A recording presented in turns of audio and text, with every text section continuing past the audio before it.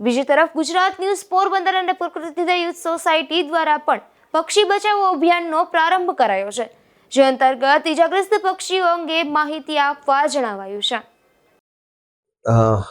દર વર્ષે મકર સંક્રાંતિના તહેવાર દરમિયાન ગુજરાત ન્યૂઝ પોરબંદર અને પ્રકૃતિ યુથ સોસાયટી દ્વારા પક્ષી બચાવ અભિયાન કરવામાં આવે છે. આ વર્ષે પણ આ અભિયાન અમે લોકો શરૂ કરેલું છે.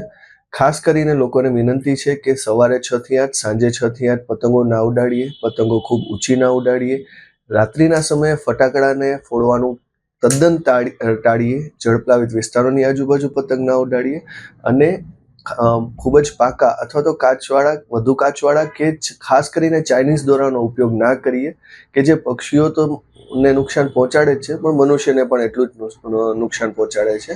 આવા કે દોરાઓનું વેચાણ થતું હોય તો પણ આપ અમારા હેલ્પલાઇન નંબર પર તેની ફરિયાદ કરી શકો છો. અને જો ક્યાંય ઘાયલ પક્ષી દેખાય તો તાત્કાલિક અમને આ નંબર ઉપર સંપર્ક કરો, જેથી અમે તાત્કાલિક ત્યાં પહોંચી અને એ પક્ષીનો જીવ બચાવી શકીએ. ક્યાંય પણ એવું ઘાયલ પક્ષી દેખાય તો અમારા હેલ્પલાઇન નંબર 8264101253 8264101253 અથવા તો વન વિભાગના પણ નંબર છે 0286 2252 413 0286 2252 આપ એક કોલ કરશો અને અમારા રેસ્ક્યુઅર્સ કે અમારા વોલન્ટિયર્સ ત્યાં પહોંચી જશે અને આ ઉત્તરાયણના પર્વને જે દાનનું પર્વ છે તેને ખરા અર્થમાં તમે એક જીવનદાન દઈને ઉજવી શકશો.